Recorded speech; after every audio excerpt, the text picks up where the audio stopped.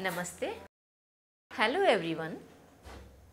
पिछले व्याख्यान में हमने अनुप्रास अलंकार का अध्ययन किया है और आज हम यमक अलंकार का अध्ययन करेंगे। देखिए, आचार्य विश्वनाथ ने साहित्य दर्पण के 10वें परिच्छेद में यमक अलंकार को परिभाषित करते हुए कहा है, सत्यर्थे पृथगर्थायाः स्वर व्यंजन सहते क्रमेण तेनैवावृत्तिर्यमकं विनिगद्यते। अर्थात यदि अर्थवान हो तो भिन्न अर्थ वाले स्वर व्यंजन समुदाय की उसी क्रम से आवृत्ति को यमक कहते हैं। जिस समुदाय की आवृत्ति हो उसका एक अंश या सर्वांश यदि अनर्थक हो तो कोई आपत्ति नहीं है, किंतु यदि उसके किसी एक अंश या सर्वांश सार्थक होने पर आवृत समुदाय की भिन्नार्थकता आवश्यक है।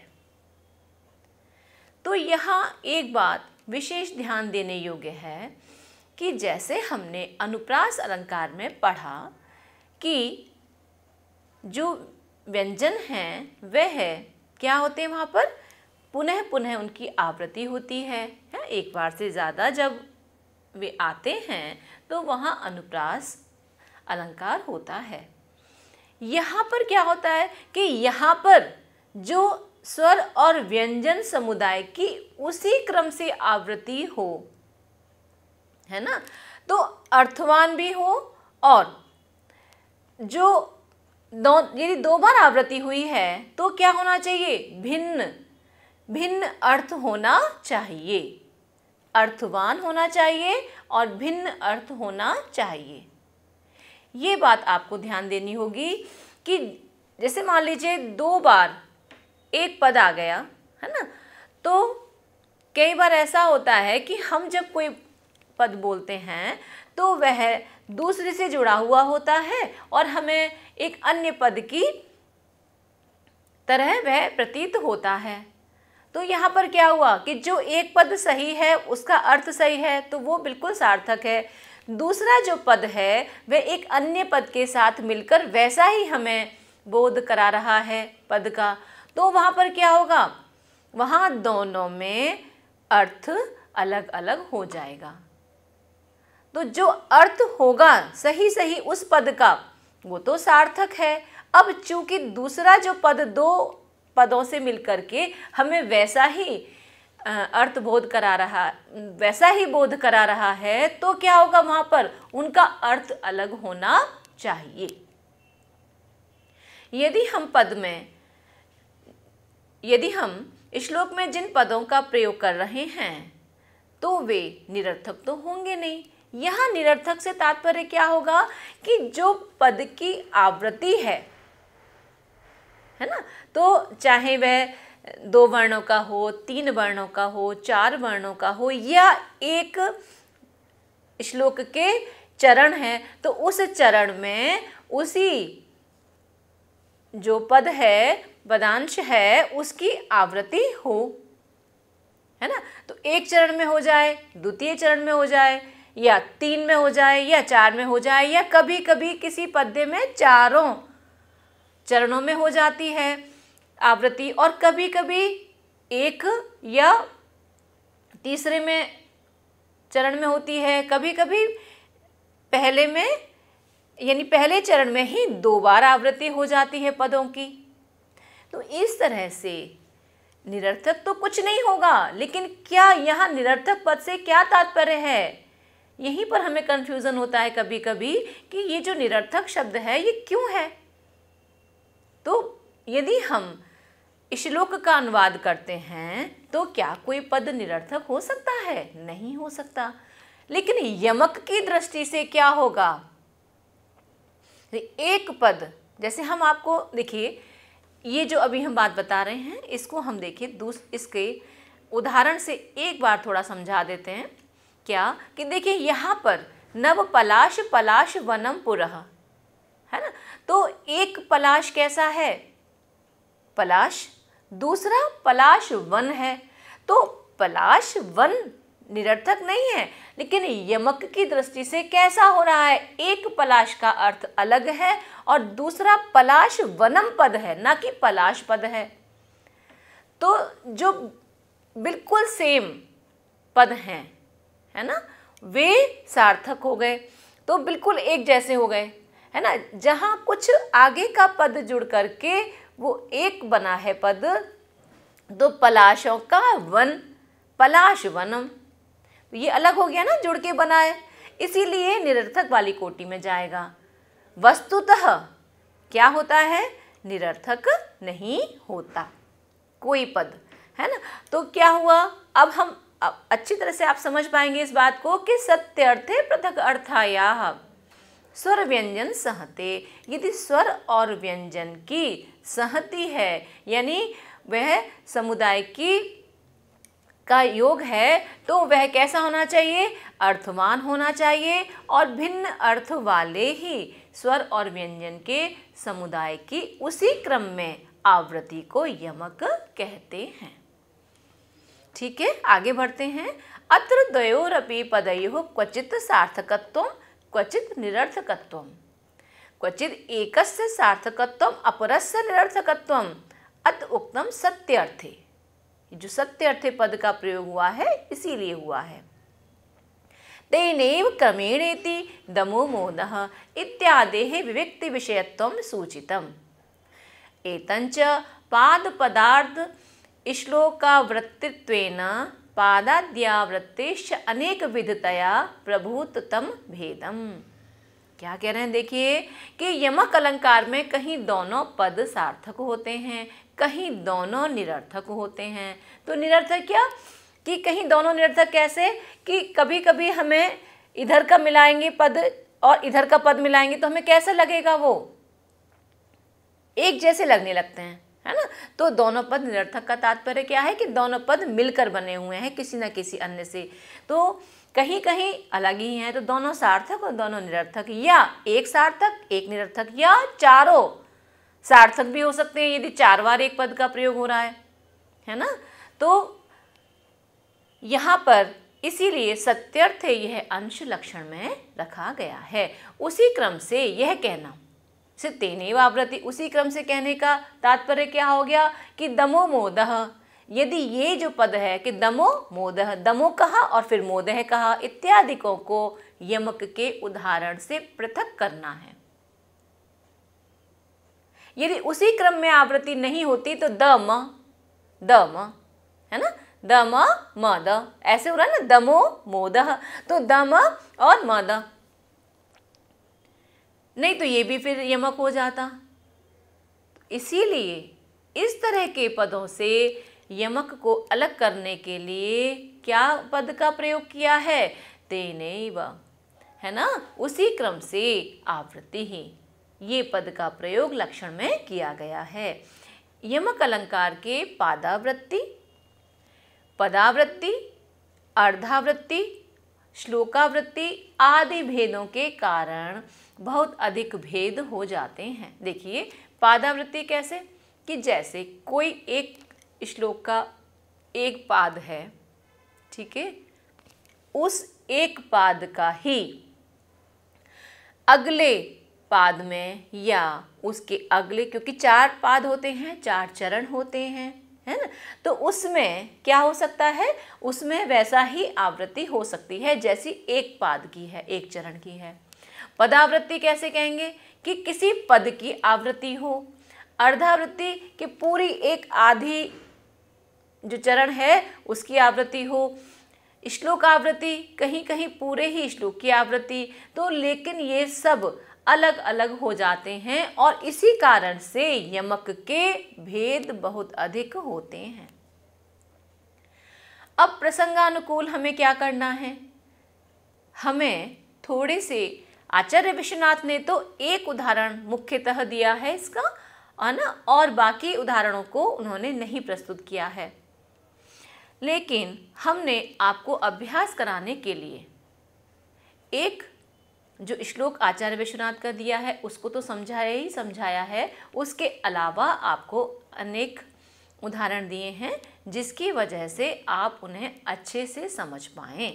और जो श्लोक आपके पास आते हैं, आप जिसका अध्ययन करते हैं, पढ़ते हैं, उनमें आपको यमक अलंकार छांटना आ जाए। जैसे कोई इस तरह से भी प्रश्न आ सकता है एग्जाम में कि कोई श्लोक दे दिया, उसमें आप कहा जाएगा आपसे कि भाई ये श्लोक दिया है, निम्नलिखित श्लोक में आप अलंकार छाटिए, निम्नलिखित श्लोक में से आप छंद का निर्धारण कीजिए।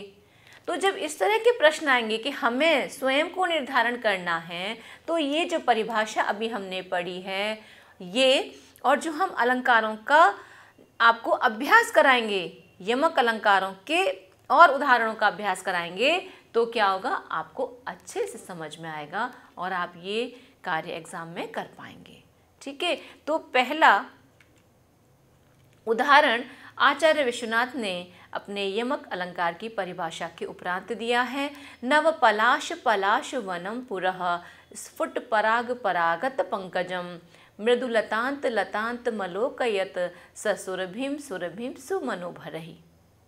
ठीक है, अब देखें यह सुनने में कितना रुचिकर लग रहा है श्लोक। तो नव पलाश पलाश वनम पुरः, देखिए इस पद्य में पलाश पलाश और सुरभिम सुरभिम दोनों पद सार्थक हैं। भले ही ये वनम से जुड़ा हुआ है, लेकिन पलाश का वन, नव पलाश और पलाश का वन, ये दोनों पद कैसे हैं, सार्थक हैं। कैसे, दूसरा कैसे, सुरभिम सुरभिम, तो ये सुरभि और दूसरा जो सुरभिम पद हैं, ये दोनों पद सार्थक हैं। इनका दोनों का अपना अर्थ अलग अलग है। ठीक है, अब देखिए लता, तीसरे चरण में देखेंगे मृदु लतांत लतांत मलोकयत सह। तो पहले जो लतांत है और दूसरा लतांत है, इस लतांत में ल मृदुल शब्द से मिला हुआ है। देखिए मृदुल तांत ऐसे है, मृदुल तांत लतांत मलोकयत। अब हम यहाँ क्या देख रहे हैं कि हमें सुनने में कैसा लग रहा है, जो मैं आपको बता रही थी कि निरर्थक। तो मृदुल पद क्या है, मृदुल, दूसरा पद क्या है, तांत, फिर तीसरा पद क्या है, लतांत। अब सुनने में क्या आ रहा है, मृदु लतांत लतांत मलोकयत, मृदु लतांत, जबकि है क्या, मृदुल तांत। तो जो हमें यहाँ पर मृदुल तांत लिखा हुआ है और लतांत लतांत जो एक साथ दिख रहा है ना, ये यहाँ यमक है। यहाँ पर क्या हो रहा है कि पहले वाला जो तांत है वह मृदुल के ल से जुड़ा हुआ प्रतीत हो रहा है, इसीलिए वह कैसा है, निरर्थक है। और दूसरा जो ल है, जो दूसरा है लतांतम, ये सही है ना। तो लतांत लतांत में पहला निरर्थक हो गया और दूसरा सार्थक हो गया।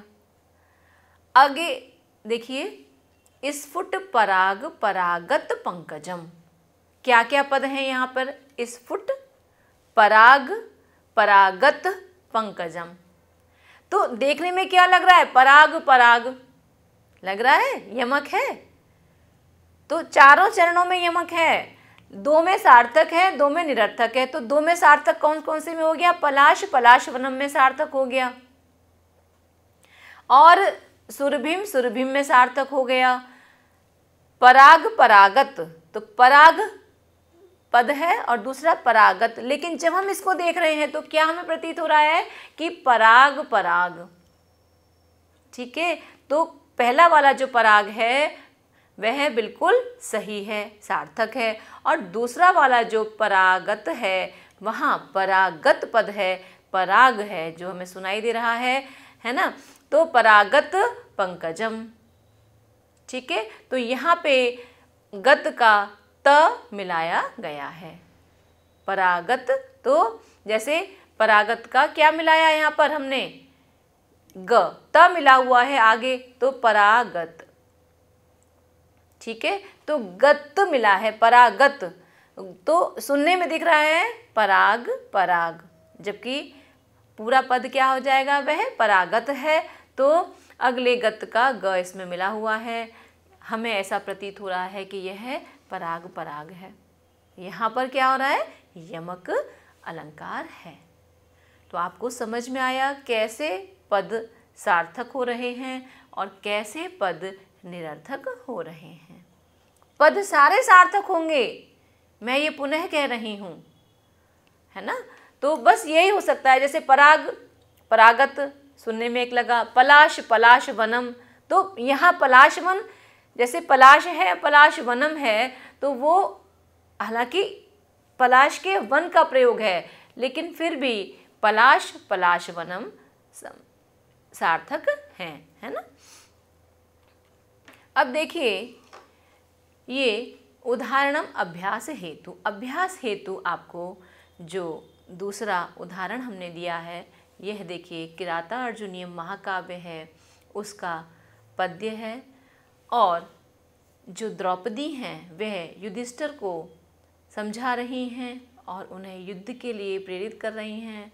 कैसे युद्ध के लिए प्रेरित कर रही हैं, देखिए कि वे यहाँ कह रही हैं कि आपको अपने भाइयों की हालत देखकर क्या दुख नहीं होता, तो आप अपना संयम को छोड़ने के लिए उद्यत क्यों नहीं हैं, आप क्यों संयम पर डटे हुए हैं, आप क्यों युद्ध के लिए पहल नहीं कर रहे, क्यों वन वन आप भटक रहे हैं। ठीक है, जो हुआ तो हुआ। ऐसे इस अर्थ में देखिए कि वनांत शय्या कठिनी कृताकृति कचाचितो विश्वगिवा गजौ गजौ कथम तमेतौ धृति संयमौ यमौ विलोकयन्नुत सहसे न बाधितुम। तो वन प्रदेश में सोने के कारण जिनकी आकृति कठोर हो गई है तथा पर्वत पर उत्पन्न हुए हाथियों की तरह सभी और बालों से आच्छादित इन जुड़वा भाइयों को देखते हुए आप धैर्य तथा संयम को छोड़ने के लिए उद्यत क्यों नहीं होते। अब देखिए यहाँ पे जो दूसरा चरण देखिए आप, कचाचितो विश्वगिव, है ना, विश्वगिवा गजौ गजौ। तो यहाँ पे हमें क्या लग रहा है कि गजौ गजौ सुनने में आ रहा है हमें, और हम देख भी रहे हैं कि गजौ गजौ, लेकिन पहले वाला जो गजौ है वह क्या है, पहले वाला जो गजौ है तो वह अगजौ का अगजौ है ना। तो उसका जो गज शब्द है वह निरर्थक है, बाद वाला गजौ बिल्कुल ठीक है। तो पढ़ने से भी प्रतीत हो रहा है गजौ गजौ दो बार आ रहा है, तो बाद वाला गजौ सार्थक है, पहले वाला जो गजौ है वह अ से मिला हुआ है अगजौ, है ना। तो यहाँ पर यमक है। अब हम तीसरे चरण में देखते हैं कि यहाँ हमें दिख रहा है संयमौ यमौ। देखिए संयमौ संयमौ संयम शब्द है, तो संयमौ जो यमौ है वो किससे जुड़ा हुआ है, संयम, सन से जुड़ा हुआ है ना। तो संयम पद का अर्थ अलग हो गया और यमौ पद का अर्थ अलग हो गया। तो कौन सा यमौ इसमें निरर्थक दिख रहा है आपको, इसमें आपको संयमों वाला पद निरर्थक दिख रहा है। क्यों क्यों क्योंकि वह संयम जो है पद वह स से जुड़ा हुआ है, संयम और यमौ। तो यहाँ पर तृतीय चरण में जो यमौ यमौ इस वर्ण समूह में प्रथम यमौ निरर्थक है और जो दूसरा यमौ है वह सार्थक है।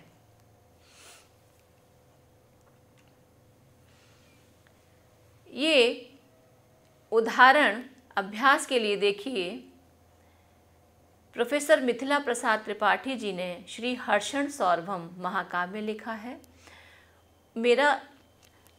मेरे निर्देशन में एक शोधार्थिनी इसी पर काम कर रही हैं श्री हर्षण सौरभम में, तो मैंने वहीं से ये बहुत अच्छा मुझे पद्य लगा, वहाँ से मैंने इसका जो उदाहरण है वह आपको अभ्यास के लिए चयन किया है। देखिए, भारते भारते भासते भासिते भाति मध्य प्रदेशे जिला सीवनी ग्राम अस्ते दिघौरी तपस्यांचता विप्रवंश्या उपाध्याय वृत्त्यावसना।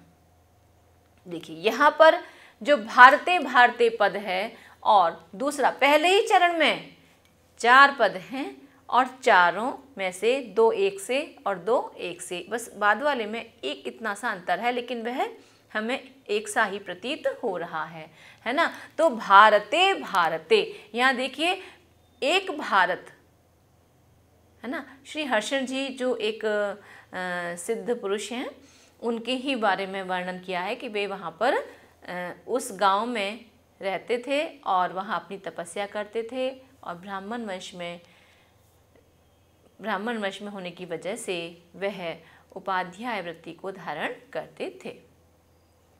तो भारते भारते, पहले भारत का अर्थ भारत देश है, भारते, ठीक है।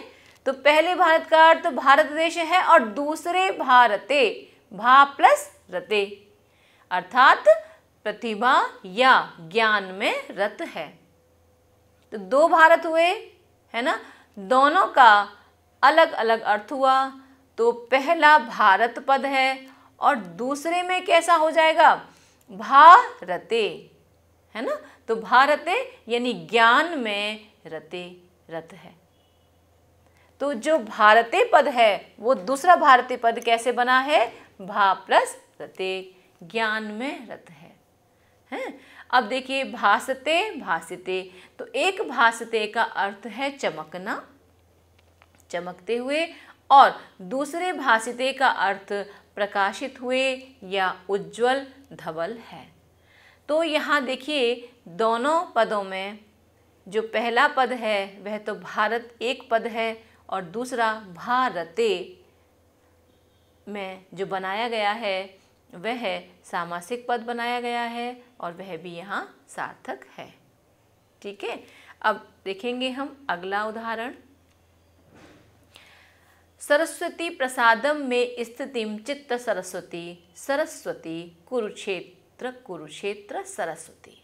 देखिए यहाँ पे आप देख रहे हैं कि पहले पाद में सरस्वती, दूसरे पाद में सरस्वती, तीसरे पाद में सरस्वती, और चौथे पाद में भी सरस्वती।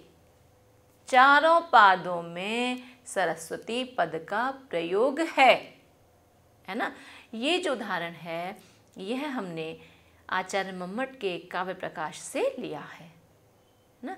वहाँ पर भी इस उदाहरण को समझाया गया है, तो हमने वहीं से इस उदाहरण को लेकर आपको हम समझा रहे हैं। देखिए कैसे, हे सरस्वती, यानी वाग देवी सरस्वती से बात कही जा रही है कि हे सरस्वती, संबोधन में है हे सरस्वती, तो पहला संबोधन में हो गया, सार्थक हो गया, है ना।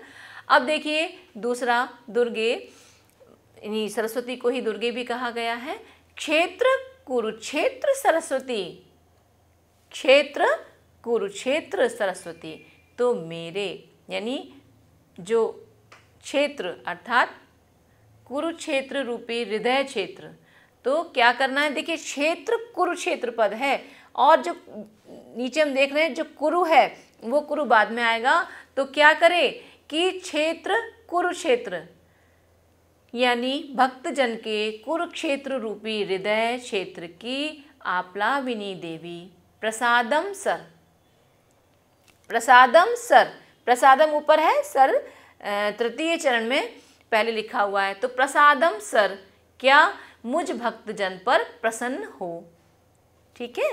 और मेरे चित्त रूपी समुद्र में, मैं चित्त सरस्वती, है ना। मैं देखिए चित्त सरस्वती दूसरे पाद में लिखा हुआ है चित्त सरस्वती, तो मेरे चित्त रूपी समुद्र में क्या करे, भली भांति स्थितिम स्वति कुरु, है ना। स्थितिम ऊपर आ गया, स्वति कुरु, ये इसका क्या हो रहा है, ये इसका मैंने अन्वय भी बता रही हूँ कि कैसे स्थितिम पहले है तो कैसे आ जाएगा, भली भांति स्वति यानी जो सुष्टुपूर्वक है वह है, कुरु माने करो अर्थात स्थिति करो।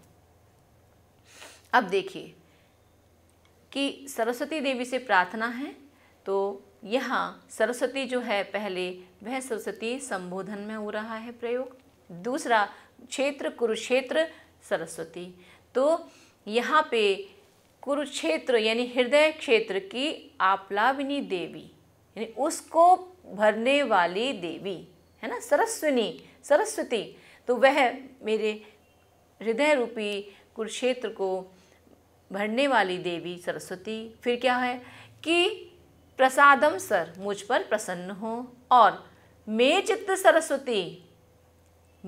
सरस्वती यानी मेरे चित्त रूपी समुद्र में क्या करो, स्थितिम स्वति कुरु, सुष्ठुपूर्वक स्थिति करो, स्वति स्थितिम कुरु, है ना, भली पूर्वक आप स्थिति करो, अर्थात भली पूर्वक आप मेरे हृदय में रहो। तो यहाँ पर सरस्वती पद, और देखिए नीचे वाले जो पाद है उसमें देखिए कुरुक्षेत्र, तो जब हम पढ़ रहे हैं तो हमें क्या समझ में आ रहा है, कुरुक्षेत्र अर्थात कुरुक्षेत्र 2 बार दिया गया है, यही हमें आ रहा है ना समझ में। तो अब देखिए ये कुरुक्षेत्र भी अलग है। कैसे, पहले वाला जो कुरु है वह कुरु है ना, स्थितिम कुरु, और दूसरा क्षेत्र अलग है, शरीर के लिए है, फिर कुरुक्षेत्र है ना, फिर कुरुक्षेत्र अलग है। तो यहाँ पर चारों बार सरस्वती पद का प्रयोग अलग अलग अर्थों में हुआ है,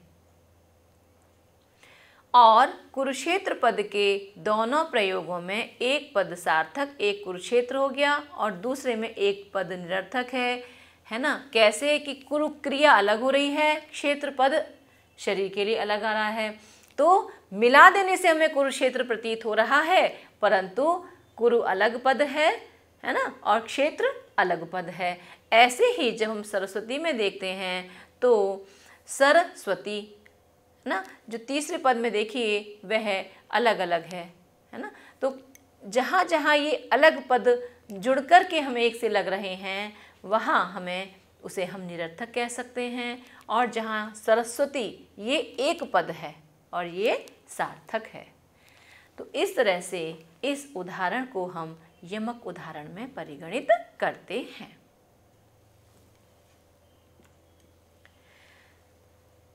अनंत महिम व्याप्त विश्वाम वेदा न वेदयाम या च मातेव भजते प्रणते मानवे दयाम। अब देखिए इस श्लोक को पढ़ने से आपको क्या समझ में आ रहा है कि पहली जो पंक्ति है, यानी पद्य की पहली पंक्ति के अंत में देखिए न वेद याम, कैसे न अलग है, वेद अलग है, याम अलग है। और जब हम दूसरी पंक्ति पढ़ते हैं तो चतुर्थ चरण के अंत में देखिए या च मातेव भजते प्रणते मानवे दयाम, मानवे दयाम। अब न वेदयाम और न मानवे का जो मान लीजिए हम अलग करते हैं, ना भी अलग करें तो भी मानवे दयाम, मानवे दयाम। हम कैसे पढ़ रहे हैं इसको, देखिए आपको देखिए पढ़ने में साफ समझ में आ रहा होगा, न वेदयाम, और ऊपर वाली पंक्ति में न वेदयाम। यहाँ पर क्या हो रहा है, ये यमक का बहुत सुंदर उदाहरण है। देखिए कैसे कि उस दुर्गा की पद रेणु हमारे मनोरथों को सफल बनावे, जो अपनी अनंत महिमा से सारे संसार में व्याप्त है। विश्वम वेदा न वेदयाम, जिसको कौन नहीं जानते, ब्रह्मा भी नहीं जानते। कैसे, तत्व से है ना, उसके तत्व को नहीं जानते। और जो कि मातेव, माता की तरह अपने आगे प्रणते मानवे, जो झुके हुए मानव हैं, मनुष्य हैं, उन पर दयाम, दया भजते रखती है। अब यहाँ देखिए द्वितीय पद के अंत में जो न वेदयाम है वह बिल्कुल सही है। कैसे, दोनों की आवृत्ति हो रही है, न वेदयाम न वेदयाम। तो पहले वाले में अलग सार्थक है, कैसे कि न वेदा न वेदयाम, जिसको याम जिसको, वेदा विधाता न नहीं, वेद माने जानते हैं। क्लियर। अब आगे वाला उदाहरण देखिए कि भजते मानवे, यहाँ मानवे से पद है, क्या है? मानवे। अब मानवे में हमने न वे दयाम, तो ये बोलने में जब हम इसको बोलेंगे तो मानवे दयाम बोलेंगे, लेकिन जब ये लिखा हुआ है तो यहाँ पर हमें यमक यानी आवृत्ति वैसे ही आ रही है। ठीक है, तो वो पहली पंक्ति में न वेदयाम सार्थक है और दूसरी पंक्ति में न वेदयाम वह सार्थक नहीं है। दोनों के अर्थ जो हैं वह बिल्कुल अलग अलग हैं। क्लियर? एक और उदाहरण देखिए, मनः तद अम्भोज गतो अधुना नः खरम खलः खेलतु खेदकारी। खरम खलः खेलतु खेदकारी पुनातु पीतम वसनम वसानः। अर्थात हमारे मन रूपी कमल पर जाकर अभी सताने वाले, या खे आकाशे ददाति जलम इति खेदो यानी मेघः। दो अर्थ हो रहे हैं, खेदो सताने वाले, खेदो खे यानी आकाश में, ददाति जलमिति दह मेघः, मेघः अर्थ भी आ रहा है ना।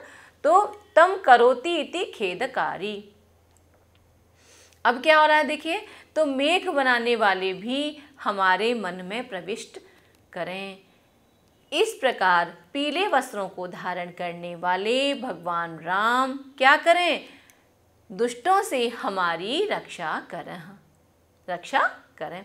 अब देखिए यहाँ पर द्वितीय चरण यानी 4 चरण हैं, तो पहली पंक्ति में देखिए जो द्वितीय चरण है वह तृतीय चरण का बिल्कुल एक सा ही है, लेकिन आप देखिए दोनों के अर्थ बिल्कुल अलग अलग हैं।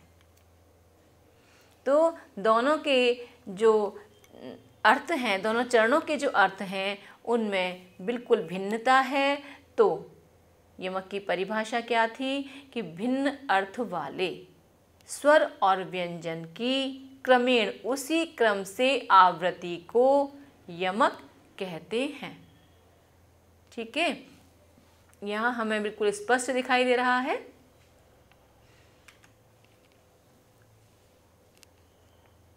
ये आपका 1-2 उदाहरण और दिए, क्योंकि यमक अलंकार कई बार बच्चों को बड़ी कठिनाई होती है कि कैसे इसको समझें। तो जब आप 2-4 श्लोक उदाहरण के रूप में पढ़ लेते हैं, है ना, तो आपको बहुत अच्छी तरह समझ में आने लगता है कि कैसे यहाँ पर यमक हुआ है। देखिए, भवन्ति फाल्गुने मासी वृक्ष शाखा विपल्लवाः जायन्ते न तु लोकस्य कदापि च विपल्लवाः। तो ये जो चंपू काव्य है ना, उस चंपू काव्य से ये उदाहरण लिया गया है। नल चंपू आपने पढ़ा होगा, नल चंपू से यह उदाहरण लिया गया है कि फाल्गुन मास में पतझड़ के कारण वृक्षों की शाखाएं कैसी हो जाती हैं?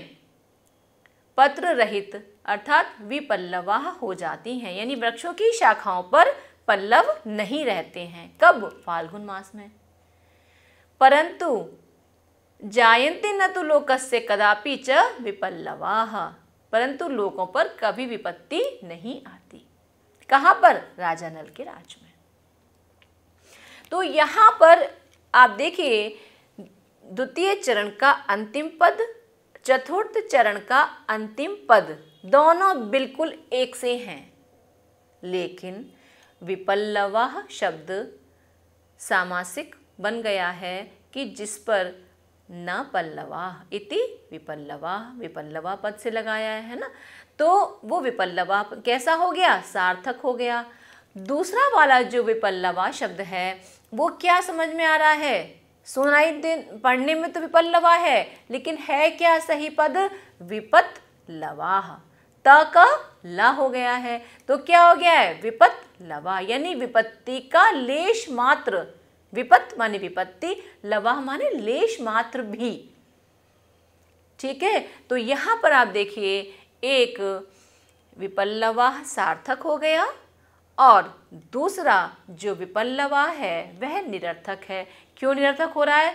ऐसे तो सार्थक है, लेकिन वह विपत प्लस लवाह लव का अलग अर्थ है, विपत्त का अलग अर्थ है। और जब संधि के रूप में विपत्त से जब लवा शब्द साथ हो रहे हैं तो त को ला हो रहा है, यह एक संधि की वजह से हो रहा है। ठीक है, इस तरह से यहाँ पर यमक अलंकार है। एक और लास्ट में उदाहरण आपको इसी काव्य से दिया गया है। नलचंपू में यमक का, श्लेष का बहुत प्रयोग है और मनोहारी प्रयोग हैं, क्लिष्टता भी नहीं लगती है, आसानी से समझ में आ जा रहे हैं। जैसे यहाँ देखिए, आपको समझ में आ गया इतनी आसानी से। और ये जो उदाहरण है ये भी वहीं से है। नास्ति सा नगरी यत्र न वापी न पयोधरा, दृश्यते न च यत्र स्त्री नवा पीन पयोधरा। वहाँ कोई ऐसी नगरी नहीं है जिसमें बावड़ी न दिखाई दे, अर्थात जो जल है वह प्रचुर मात्रा में दिखाई देता है। तो जो भी भूमि है वो कैसी है कि प्रचुर मात्रा में वहाँ पर जल है।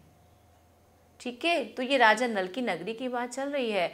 और जहाँ दृश्यते न च यत्र, और ऐसी कोई जगह नहीं है, यत्र स्त्री नवा पीन पयोधरा, जहाँ पर पीन स्तनी तरुणी स्त्री न दिखाई देती हो, है ना।